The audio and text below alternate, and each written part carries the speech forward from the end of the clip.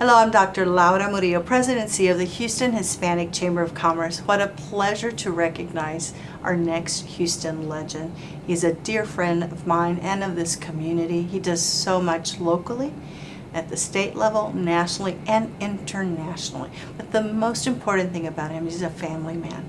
He adores his family. He has an exceptional, just life, and he's so giving to others. He has been involved in almost everything that is Houston that is a success story. And we're happy to have him here today, and most importantly, to learn more about our own Mustafa Tameez. Congratulations. Well, thank you. Absolutely. Mustafa, I have so enjoyed working with you. And if I had to name 10 people in this city who have given so much of their time, expertise, and knowledge, you would be on that list. You are very kind. Well, it is very true. You and I have worked together for many years on a lot of different projects, including traveling, outside of Houston on some very important delegations across the globe. And you really have your pulse on what is happening. And at the same time, you're able to multitask in a way that is a skill, a very, very important skill that you have. And you know so many people, and you've got institutional knowledge about so many things. So what I want to know is what you were like as a little boy. Were you, was your mom chasing you all around the house because you were doing all kinds of things, or were you studious, just reading? I was a sickly kid. I had asthma, and I had asthma when we didn't have these inhalers. So my mom actually kept me very close to her. And every now and then, just being close, I would try to sneak out and do something. Yeah. One time I took keys back where I come from, where I grew up in Pakistan. You can actually stick something into the electric socket. Oh. And so, the ADD I have today is probably because I buzzed myself. Oh, so if anyone wants to have a lot of energy and get things done, I don't recommend it, but this may have been the case. Well, Mustafa, of all of the things that you do, we're going to talk about your business now, but you're involved in so many. Is there a particular niche that when it comes across your desk that you are just so excited to be able to work on? And if so, what is that? Well, I'll tell you, I love this city. I think that this city, for a long time people were trying to figure out how to brand it. Is it a bayou city? Is it a space city? I really think it's a city of opportunity. Yes. Many of us have come to this city with just shirts on our back or just started out here, and it's been good to us. Yes. And this, we're fourth largest city on the way to be the third largest city. So I'm very excited about Houston and Houston's future. Yes. So tell us about your company. Just talking about the Houston, Yeah. I don't think my company could have happened anywhere but here.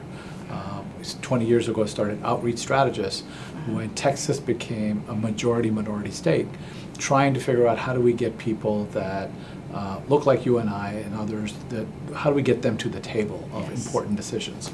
And so the last 20 years, we started out as a Houston expert, and now we're able to branch out and do things outside the city because we have these great verticals in healthcare, in infrastructure and transportation, and doing a lot of work also in innovation. So we've got great things that we are experts at because we started in Houston. Yes. And everything here is at scale. So it's built really great momentum for our business, and we've been fortunate to be here. And not only that, but you've recruited really talented, diverse people on your team, which that's what makes us, right? We've got to have people, we've got to have the right team. Yeah, we've got some really phenomenal people in our shop that are expert in what they do, Yes. but they're also connected to the community. Yes. And so for me, that's the biggest blessing. I get to work with people that really care about the city and the state, and so it's an exciting time for Houston, and it's an exciting time for us to be part of the business that we're in.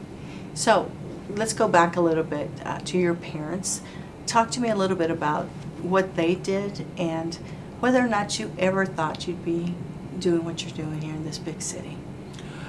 I grew up in a 650 square foot apartment. There was 5 of us in Queens, New York. Probably went to the worst schools, not just in Queens, but maybe in all of New York. But coming up in that environment, it taught me a lot. It taught me to be self-resilient. Yes. And then when I came to Houston, coming out of Queens, coming into Houston, Houston is an embracing town. Like, you can come from anywhere and you can be part of Houston. Mm-hmm. It's not like that everywhere. And so I feel fortunate that that I came here, got married here, built a family here and a business, and this place has been good to us. Yes, and you've been great to Houston. So there are a lot of things that you've been involved with. Are there a couple that really stand out for you? Well, I will tell you, one of my experiences, and you have too, is American Leadership Forum. Yes. I was part of ALF over a decade ago, and I've made some of the closest friends I have today. Yes. And it brings me a lot of joy when I see them around town doing great things. And so it's something that means a lot to me, and continue to serve on the board and in a number of other ways. Yes, and we have a mutual friend that I met through that program, which is Naomi, and we're so proud of him and all the work that he and so many others, as you said. Houston's a great city, and it's been great to so many of us that I feel something that you and I have in common is just wanting to give back, because it has been great to us.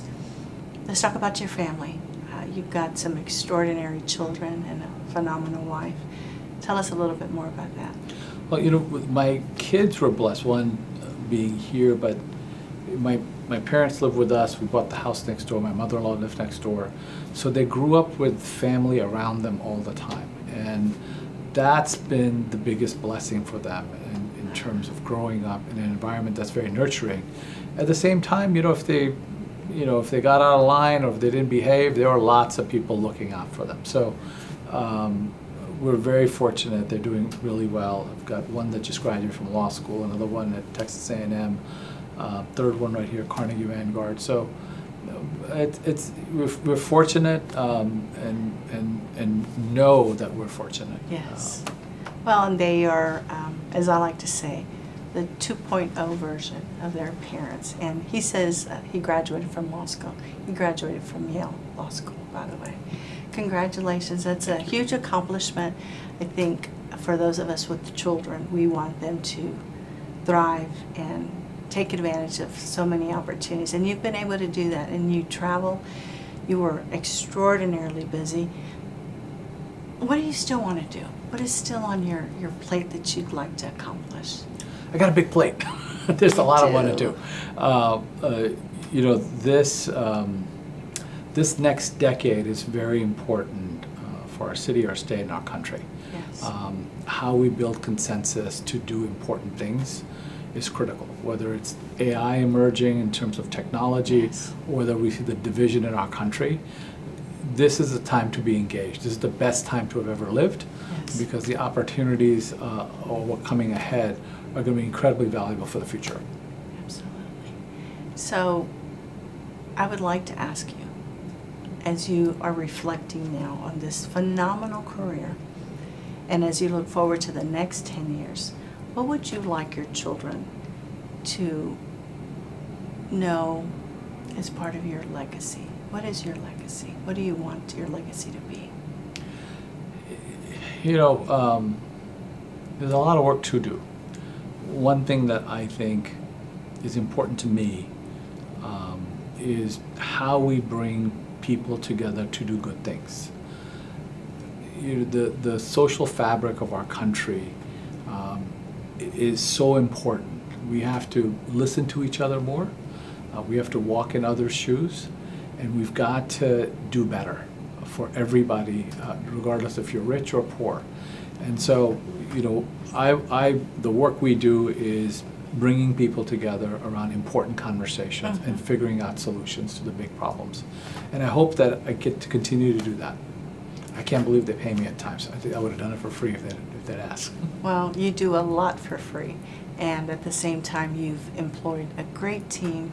Your hands have touched so much around this city, and we're so thankful for you and your team, and this is why we wanted to recognize you as our Houston legend. Thank you. Congrats.